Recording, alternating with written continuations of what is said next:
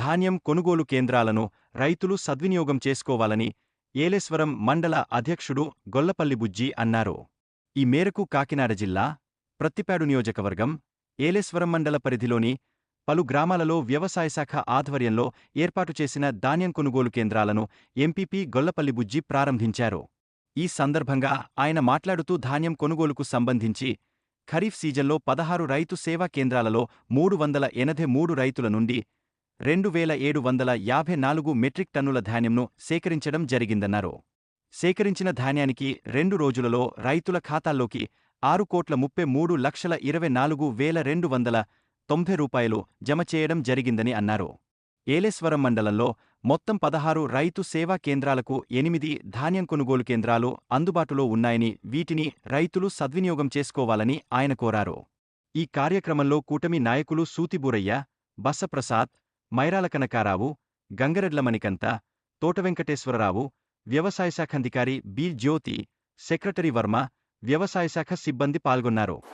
ఈరోజు గౌరవ శాసనసభ్యురాలు శ్రీమతి వరుపుల సత్యప్రభరాజా గారి ఆదేశాల మేరకు ఏలేశ్వరం మండలంలో గల 8 ధాన్యం సేకరణ కేంద్రాలని ప్రారంభించడం జరిగింది. ఈ 8 కూడా మర్రివీడు గ్రామం, లింగంపర్తి 1, 2,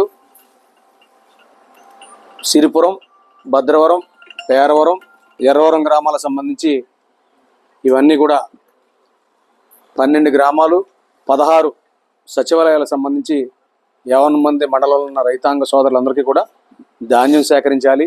ఈ రబీలో మరి పూర్తి స్థాయిలో రైతాంగానికి అందరూ కూడా ఆదుకోవాలి. ఆ పరిస్థితులకు అనుగుణంగా మరి రైతాంగ సోదరులందరినీ కూడా గౌరవ ఎమ్మెల్యే గారు చాలా గట్టిగా పనిచేయించి మరి రైతుకి ఇవాళ తన కష్టపడ్డ ప్రతిఫలాన్ని వచ్చే సందర్భంలో ఏ ఒక్క రైతు కూడా ఇబ్బంది పడకూడదు, ఏ ఒక్క రైతు కూడా మరి తేడా జరగకూడదన్న ఆలోచనతో 50 మంది రైతాంగం అందరితో కూడా ఈ ప్రతి ఒక్క కాటాన్ని మరి ధాన్యం సేకరించి మిల్లులకి పంపే వరకు కూడా ఈ అధికారుల యొక్క పాత్ర, ప్రాముఖ్యత గౌరవ ఎమ్మెల్యే గారు ఎప్పటికప్పుడు పర్యవేక్షిస్తూ ఇవాళ ఈ కేంద్రాలని చేయడం చాలా సంతోషంగా భావిస్తూ ఉన్నాం. మరి ఇందులో మరి ఈ ప్రభుత్వం కానీ ఈ ఎమ్మెల్యే గారు కానీ రైతు పక్షపాతం చెప్పడానికి మాత్రం ఏమాత్రం కూడా మరి సందేహం లేదు.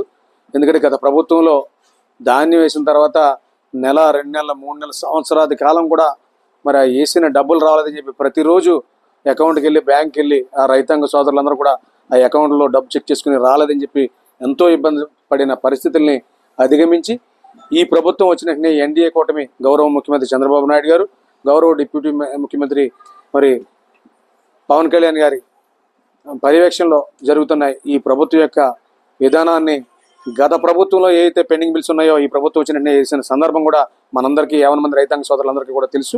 మరి అదే రకంగా మరి గత సంవత్సరం మరి సార్వా మనం పండించినప్పుడు 72 గంటలు తిరగకుండా మరి రైతు ఖాతాల్లోకి నేరుగా జమ అయిన సందర్భం మీ అందరికీ కూడా తెలుసు. మరి రైతులందరూ కూడా చాలా ఆనంద ఉత్సవాలతో మరి ఈ ప్రభుత్వాన్ని మరి మెచ్చుకున్న సందర్భం కూడా మనందరం చూసాం.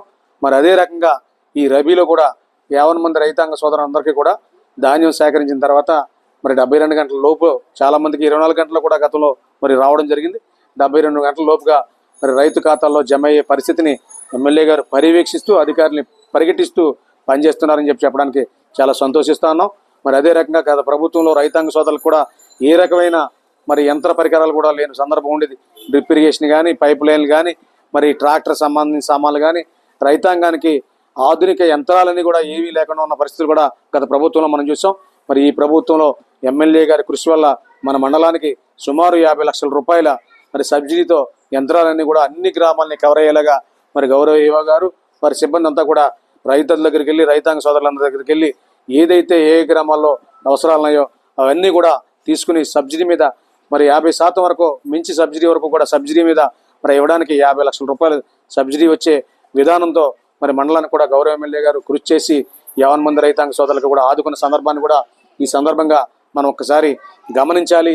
అదే రకంగా మరి ఎమ్మెల్యే గారు కానీ ప్రభుత్వం కానీ మరొకసారి చెప్పేది, ఈ ప్రభుత్వం ఎమ్మెల్యే గారి యొక్క ఆలోచనలు రైతు పక్షపాతం చెప్పడానికి ఏమాత్రం కూడా సందేహం లేదని చెప్పి ఈ సందర్భంగా తెలియజేసుకుంటూ 50 మంది రైతాంగ సోదరుల్ని అందరినీ కూడా మరి అన్ని రకాలుగా ఆదుకోవాలి.